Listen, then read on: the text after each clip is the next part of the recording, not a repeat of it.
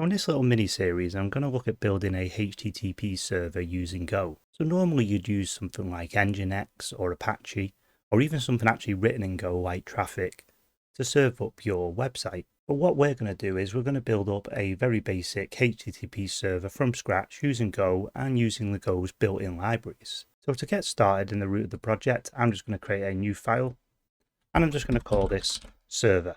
At the top, I'm just going to give this a package of main. And for now, I'm just going to import, and I'm going to import the format library. And then let's create our main function. So I'm doing a func main. And then let's just print out a line here so we know this is all working. And we're just going to do a println. And I'm going to print out HTTP server.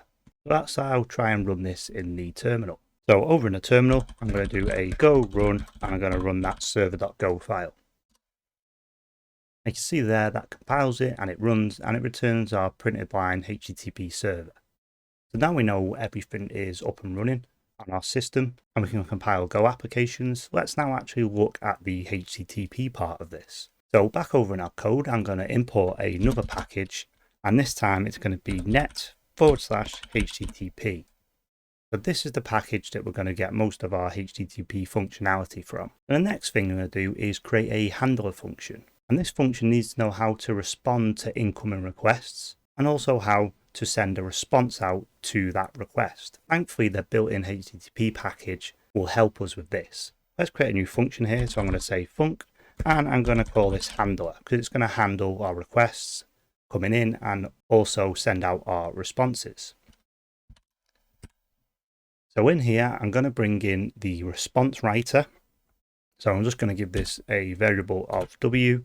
Then we're going to go into that HTTP package and I'm going to get the response writer. And then the next thing we want to bring in here is the request. So I'm going to give this a variable of R, and this is going to actually be a pointer, and it's going to be pointing to the HTTP package, and it's going to be the request. Then obviously I need a comma there in between. So now in our handler function, we are passing in a pointer to the request, and then we're building up a response. So for now, we want to print something back out to the screen so the user knows that we've actually got their request in. And we can do that just by printing out. So let's jump into the FMT library again. And this time I'm going to be calling fprintf. Now, if you're using some sort of IDE, if you can see here in my IDE, you can see here it's telling me it wants a writer as its first parameter. And the good thing for us is that HTTP response writer is an IO writer. So we can just pass that in. So we can just pass W in here. And then the next parameter is a formatted string. And in this case, in this formatted string, what I'm actually going to do is get part of the URL and then print that out into the page. So let's look at how we're going to do this. So I'm just going to create this string here and I'm going to say hello. And then we're going to do our formatted string here, which is going to be %s for a string. And then I'm going to say welcome to your HTTP server. And then as the third parameter, we need to pass something in here to replace this %s. And to do that, I'm going to grab the end of the URL. So inside of this request here, there's a property for URL, and we can actually get the path of the URL and then take a slice of that path. So let me show you here. So we're going to be using the pointer to the request here that we've passed in, and then we're going to go to the property of URL. And then on that, we want to get the path, and then we want to take a slice of this path. So we can open up our square brackets, and we can say we want to do 1 : and this will get us anything after the first slash of the URL. So that'll do for our handler for the moment. The next thing we want to do is register the handler, but before we can do that, we actually need to start up the server, the HTTP server. So back down into our main function here. Let's just get rid of this print line now. And the first thing we're going to do is actually just set up that server. So we're going to do HTTP, and then we can call the function listen and serve. And then listen and serve wants a address in as the first parameter. Now, because I'm doing this on localhost, I'm just going to pass in a port. So you can do that by colon and then a port, and this can be any port number that's free on your computer. I'm just going to go with 9000 for this. So because I'm not passing an address in here before, it's just the port number, it's going to be localhost and then port 9000. And then the second parameter this needs is a handler, but we've built our own handler up above. So we're just going to pass in nil for that.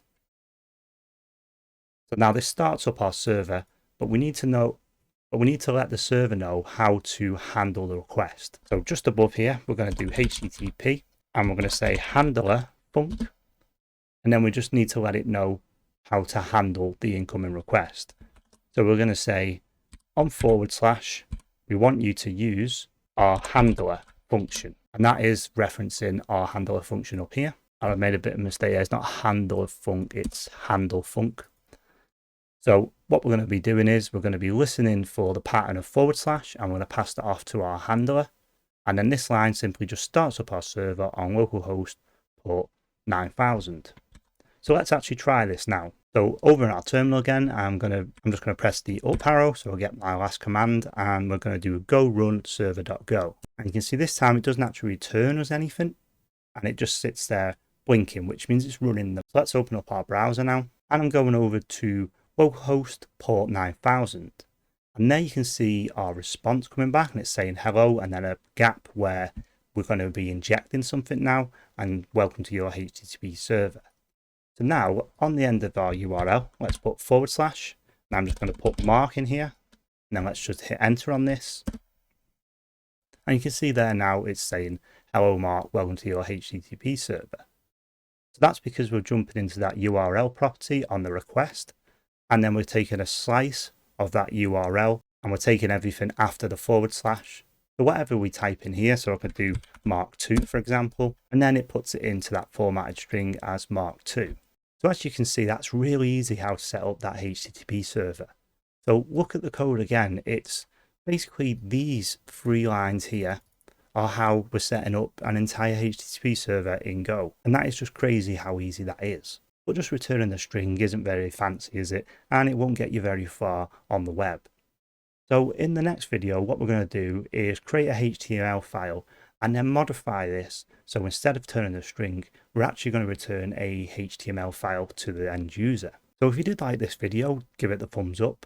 Don't forget to subscribe to my channel because there is other Go related content on there, and there will also be more Go related content coming soon. And there's also a load of PHP and particularly Laravel based content if you're interested in doing any kind of other web programming using PHP and the Laravel framework.